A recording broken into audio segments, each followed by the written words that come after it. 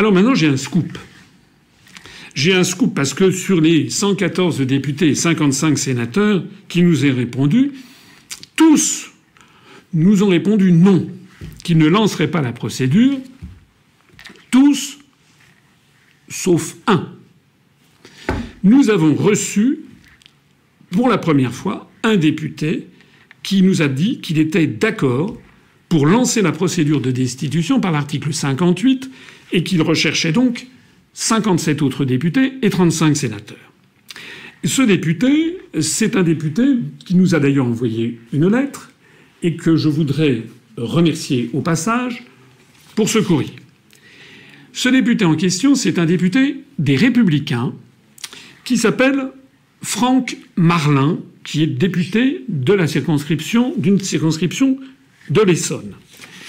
Et voilà ce qu'il a répondu, non pas à moi, mais aux militants de l'UPR, qui avaient eu d'ailleurs l'intelligence, et je le conseille à toutes les personnes qui m'écoutent, d'aller avec une autre de nos militantes, aller directement voir le député dans sa permanence.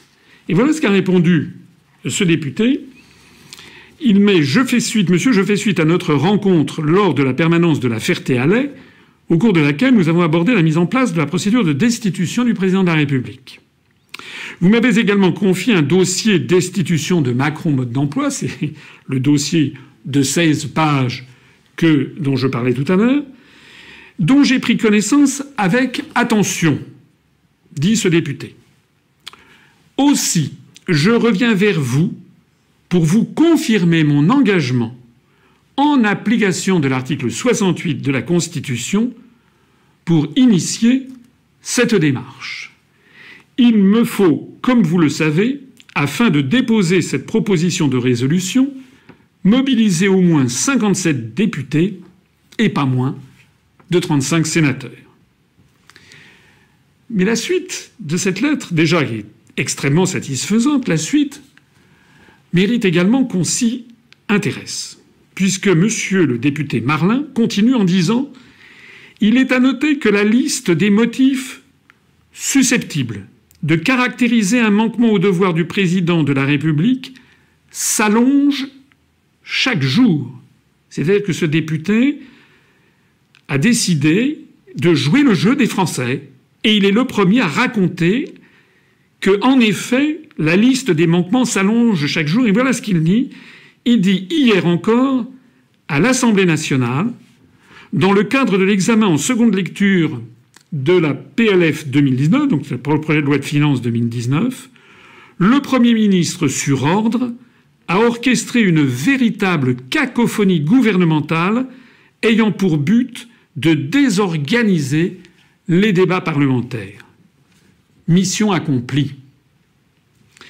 Renoncement, reculade, mensonge, passage en force, aveu d'impuissance pour suivre la parole présidentielle. Voilà ce que nous dit un député, M. Marlin, député de l'Essonne, qui est membre de la commission de la Défense nationale et des Forces armées à l'Assemblée nationale. Et il conclut cette lettre en nous écrivant ceci.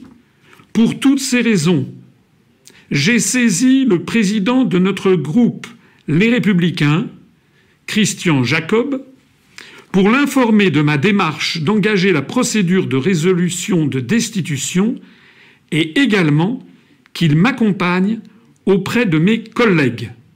Restant mobilisé, je lui prie de croire, monsieur, à l'assurance de mes sentiments les meilleurs. » Alors, c'est évidemment pour nous une réponse très intéressante et très satisfaisante. Pourquoi ? Parce que d'abord, M. Marlin, c'est un député qui n'est pas un député depuis un an. Je crois que ça fait depuis 1995 qu'il est député. Ça fait qu'il a de l'expérience, 23 ans. M. Marlin, d'ailleurs, qui auparavant était, j'ai regardé son pédigré, je ne le connais pas, j'ai regardé sa biographie.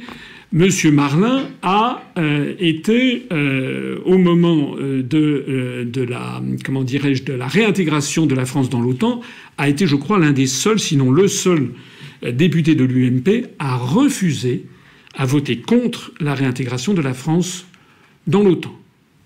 Je crois également que M. Marlin s'était prononcé contre la Constitution européenne. Donc la première chose que je voudrais dire ici, c'est un immense merci à ce député qui est courageux et qui surtout fait son devoir, c'est-à-dire qu'il n'est pas propriétaire de sa charge. Nous ne sommes pas dans l'Ancien Régime, il est le député de la nation, il entend qu'il y a énormément, parce que dans les manifestations on entend énormément de gens qui demandent démission Macron ou destitution. Il y a un sondage YouGov qui a montré qu'il y avait à peu près la moitié des Français qui souhaitaient le départ de M. Macron, et donc il a estimé qu'il pouvait lancer cette procédure de destitution au vu notamment du dossier que nous avions établi.